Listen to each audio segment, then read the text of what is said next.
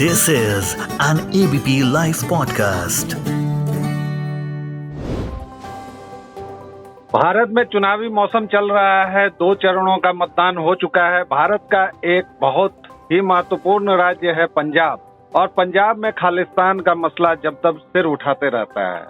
पंजाब के साथ ही विदेशों में की अगर बात करें तो कनाडा में इस समस्या को लेकर काफी कुछ होता रहा है, और इसको लेकर भारत और कनाडा के संबंधों में तल्खी भी आई है। भारत ने कनाडा को चेताया भी है, चेतावनी भी दी है। बावजूद इसके कनाडा बाज नहीं आ रहा है।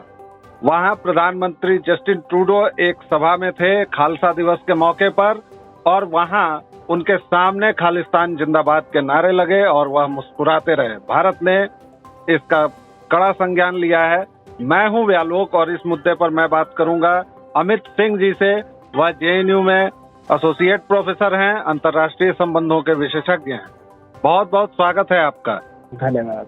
पहला सवाल, जस्टिन ट्रूडो आखिर कब सुधरेंगे? कनाडा की सरकार कब सुधरेगी? देखिए, जस्टिन ट्रूडो की अगर बात करें तो वो अब हैबिचुअल हो चुके हैं, और कनाडा में उनकी सरकार के सामने कनाडा की कई सारी चुनौतियां हैं, और लगभग सारे फ्रंट पे जस्टिन ट्रूडो की सरकार फेल साबित हुई है, और जल्दी ही अब वहाँ पे चुनाव होने वाले हैं।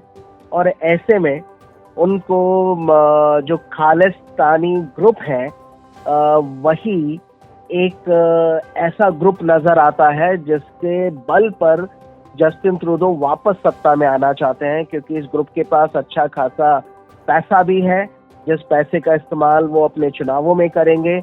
यहाँ तक कि कुछ सीटों पर खालिस्तानी समर्थक जो है वो किंग मेकर का रोल प्ले करते हैं।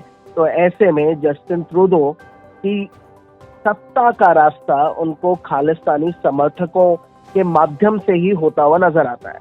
इसलिए पिछले कुछ समय से वो लगातार भारत के खिलाफ बोलते आए हैं, खालिस्तानियों का समर्थन करते आए हैं, चाहे वो एग्रीकल्चरल एक्ट ही क्यों ना हो या खालिस्तान का मुद्दा क्यों ना हो, इंक्लूडिंग जब सेपरेटिस्ट लीडर खालिस्तानी समर्थक निज्जर वहां मारा गया, जो कि आपसी गैंगवार का एक हिस्सा था, उन्होंने उसको भारत के सर पे मरने की पूरी कोशिश की। भारत ने बोला कि आप हमें पुख्ता सबूत दीजिए, भारत कार्रवाई करेगा। लेकिन जून 2023 में उन्होंने ये आरोप लगाए थे, और 1 साल लगभग पूरा होने वाला है, आज तक एक सबूत भी जस्टिन ट्रूडो ने भारतीय सरकार को दिया नहीं है। इसी के मद्देनजर ही कई बार वहां पर भारतीय राजदूतों को टारगेट करने वाले पोस्टर लगाए जाते हैं, राष्ट्रीय ध्वज का अपमान होता है।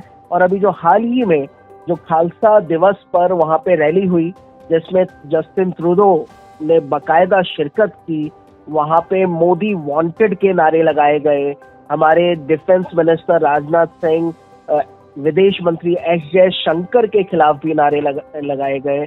यहाँ तक कि भारत के पंजाब की आजादी की बात की गई, भारत को तोड़ने की बात की गई, और ऐसे में निज्जर वहां खड़े रहे, मुस्कुराते रहे।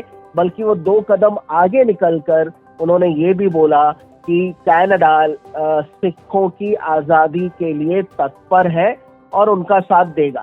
तो जस्टिन ट्रूडो अपनी सारी हदें पार करते जा रहे हैं, और इसी वजह से भारतीय सरकार ने लगातार इनको सम्मन भेजे हैं, और डिप्लोमेटिक जो भी चुनौतियां आ रही हैं, यहाँ तक कि हम लोगों ने कनाडा के बहुत सारे डिप्लोमेट्स को वापस भी भेज दिया है। आधे से भी कम डिप्लोमेट्स अब भारत में रह गए हैं। इस इंसिडेंट के बाद भारत ने दोबारा सबको तलब किया है, और मुझे लगता है अब एक बार और डिप्लोमेटिक तल्खी भारत और कनाडा में बढ़ेगी। जस्टिन ट्रूडो को मुझे लगता है कि एक समझदार नेता के रूप में काम लेना चाहिए, क्योंकि जिस आग को वो सुलगा रहे हैं, मुझे लगता है आने वाले दिनों में यही आग सिर्फ ट्रूडो को नहीं बल्कि पूरे कनाडा को झुलसा देगी। क्योंकि अगर इनका मंतव्य थोड़ा सा भी कामयाब हुआ तो पूरा कनाडा धीरे धीरे पंजाब ही बनता जा रहा है। यहीं एक सवाल यह भी आता है कि थोड़ी सी अज्ञानता भी दिखती है ट्रूडो के, क्योंकि वह देखिए किस कार्यक्रम में बोल रहे थे, खालसा दिवस के मौके पर वह गए थे। खालसा की स्थापना क्यों हुई थी, किस लिए हुई थी, वह एक ज्ञात विषय है। वह भारतवर्ष की सुरक्षा और सम्मान के लिए हुआ था, और खालिस्तान का जो तथाकथित आंदोलन है वह भारत को ही नुकसान पहुंचाने की धमकी देता है। तो ट्रूडो को न तो इतिहास का ज्ञान दिखता है, न उनको वर्तमान राजनीति का ज्ञान दिखता है, न राजनय का ज्ञान दिखता है। लेकिन भारत इस चुनौती से कैसे निपटेगा और क्या करेगा? देखिए, मुझे आपने बिल्कुल सही कहा कि ट्रूडो में काफी अज्ञानता है, मैच्योरिटी बिल्कुल नहीं है ट्रूडो में। और अगर देखा जाए तो कहीं ना कहीं अज्ञानता धीरे धीरे काफी सारे लोगों में फैलाई जा रही है, क्योंकि सिख धर्म की स्थापना का उद्देश्य ही था एक अखंड भारत बनाना, भारतीयों की रक्षा करना और भारत की एकता संप्रभुता के लिए खड़े हो जाना। लेकिन पाकिस्तान द्वारा प्रायोजित इस खालिस्तानी आंदोलन में लगातार भारत को तोड़ने की बात हो रही है। यहाँ तक कि जो सिक्खी की बात करते हैं, जो कि एक साझा कल्चर है सिखों का और पंजाब के हिंदुओं का, उसके खिलाफ काम हो रहा है। तो मुझे लगता है कि जो भी खालिस्तानी या खालिस्तान की मांग कर रहा है, उसको समझना चाहिए कि सिख धर्म की शुरुआत का उद्देश्य क्या था। रही बात भारत लगातार ही हर अंतर्राष्ट्रीय मंचों पर कनाडा में हो रही गतिविधियों के माध्यम से चेता रहा है कनाडा को, यहाँ तक कि कई और देशों को या अंतर्राष्ट्रीय मंचों पर हम बता रहे हैं कि इस तरह की गतिविधियां, भारत विरोधी गतिविधियां ठीक नहीं है। चाहे वो अमेरिका हो, कनाडा हो, ऑस्ट्रेलिया या यूके ही क्यों ना हो, क्योंकि वहाँ पे भी अच्छी खासे खालिस्तानी समर्थक वहाँ मौजूद हैं। तो भारत ने पिछले कई समय से एक स्ट्रॉन्ग स्टैंड लिया है और कहीं ना कहीं इन देशों का या मुख्य तौर पे कनाडा का डिप्लोमेटिक आइसोलेशन करने की बात भी हमने कही है, क्योंकि वो लगातार भारत की एकता संप्रभुता के खिलाफ काम कर रहे लोगों का समर्थन कनाडा कर रहा है। जी। एक आखिरी सवाल, कनाडा से हमारे डिप्लोमेटिक रिश्ते पहले ही लगभग डूबे हुए हैं। इस घटना के बाद भारत ने जिस तरह की तल्ख प्रतिक्रिया दी है, और अभी बहुत कुछ और भी किया जाएगा। शायद चुनावी दौर है, आचार संहिता है, इसलिए सरकार बहुत कुछ इस पर नहीं भी करे।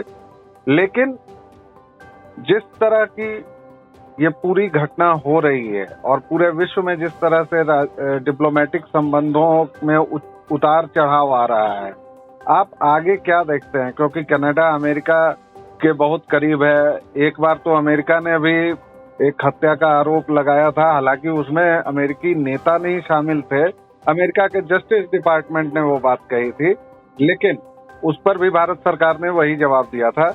आप पूरी विश्व राजनीति में, वैश्विक राजनीति में भारत के ऊपर मैं कहूंगा कि इस तरह के जो हमले हो रहे हैं उनको कैसे देखते हैं?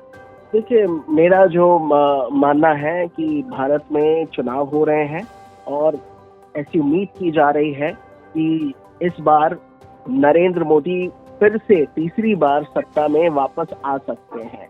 और पिछले 10 सालों में कहीं ना कहीं भारत में एक स्ट्रॉन्ग लीडरशिप बनती है और उन्होंने अंतर्राष्ट्रीय मंचों पर इन सारी विदेशी ताकतों का या भारत के खिलाफ काम कर रहे लोगों का मुंह तोड़ जवाब दिया है और ग्लोबल साउथ के नेता के रूप में भारत उभरा है। तो एक सशक्त नेतृत्व के माध्यम से ही ये सारी चीजें हो पाई हैं। ऐसे में कई जो बड़े मुल्क हैं तथाकथित, उनको ये लगता है कि भारत अगर इसी तरह स्ट्रांग होता गया, अंतर्राष्ट्रीय मंचों पर मुखर होता गया, तो जो एक छत्र राज इन बड़ी शक्तियों ने अंतर्राष्ट्रीय मुद्दों पर या राजनीति पर किया है वो खत्म हो जाएगा। तो कहीं ना कहीं एक मिली जुली साजिश नजर आती है कि भारत में चल रहे चुनावों के बीच में कुछ इस तरह के स्टेटमेंट दे दिए जाए कि भारत का जो चुनाव है वो इन्फ्लुएंस हो जाए और नरेंद्र मोदी या तो सत्ता में ना आ पाए या जो मेजॉरिटी अभी वो उम्मीद कर रहे हैं उससे कुछ कम सीटें आए। तो कहीं ना कहीं भारत की घरेलू राजनीति को इन्फ्लुएंस करने की पूरी साजिश है, ताकि अंतर्राष्ट्रीय मंचों पर एक भारत की मजबूत तस्वीर जो पिछले 10 सालों में गई है वो आगे ना जा पाए और भारत फिर से एक पिछलग्गू राष्ट्र बन जाए। क्योंकि भारत का पूरा नारा है कि अभी हम 5वीं बड़ी अर्थव्यवस्था है, जल्दी ही अगर एक बार फिर से स्थिर सरकार नरेंद्र मोदी की सरकार आती है तो हम 3री बड़ी अर्थव्यवस्था बन जाएंगे। और अगर ऐसा हुआ तो यूनाइटेड नेशन सिक्योरिटी काउंसिल की परमानेंट सीट भी भारत को खुद ही ऑफर की जाएगी। यहाँ तक कि अंतर्राष्ट्रीय मंचों पर हम एजेंडा सेट कर पाएंगे जो ये बड़ी शक्तियां नहीं चाहती।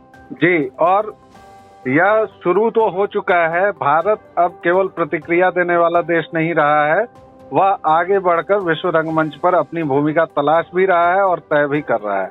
बहुत बहुत धन्यवाद अमित जी, आपने विस्तार से हमसे बात की, इसके लिए thank you very much. This is an ABP Life podcast.